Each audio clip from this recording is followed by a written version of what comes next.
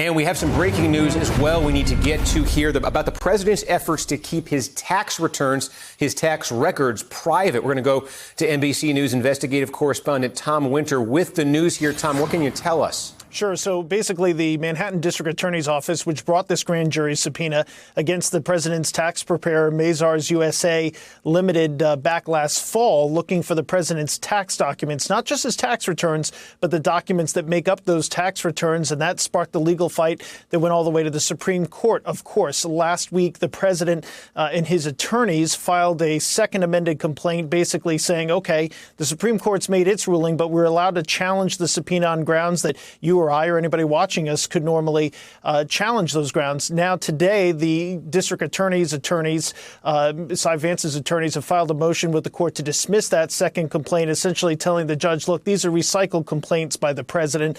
The things that he is claiming is reasons why this grand jury subpoena should not be enforced are not applicable. Of note, I think, Steve, here is that they say that the idea that somehow this subpoena is only tied to those 2016 so-called hush money payments made by Michael Cohen on behalf of the president against two women that have alleged affairs with him, that is the scope of this grand jury subpoena is inaccurate. They write an alleged the investigation of the subpoena is also related to alleged insurance and bank fraud by the Trump Organization and its officers. So that's based on a filing that they made previously, but it kind of broadens our understanding of where this investigation and the scope of the subpoena is.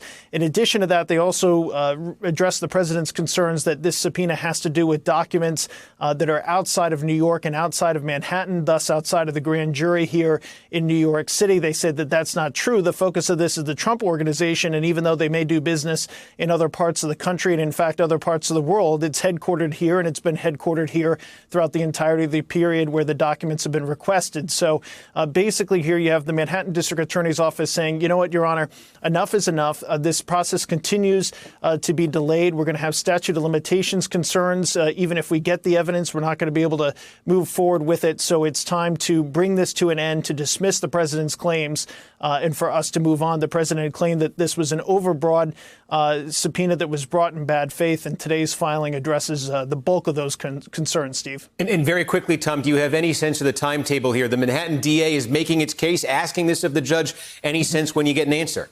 Right. So the president's reply is due by August 14th. The Manhattan District Attorney has filed this about a week or so ahead of its schedule, largely in part because they want to move forward so quickly. So the president has about a week or two here, Steve, to file his reply to this. And then at that point, the judge may have a hearing or may issue a written order. Of course, this could be appealed to the Second Circuit Court of Appeals here in Manhattan, meaning that we're maybe another month or two away from a decision on that. So the chances are that it's possible the Manhattan District Attorney's Office does not get the president's tax returns, if at all, until after Election Day. But of course, this schedule is fluid and could change, and that may change as well.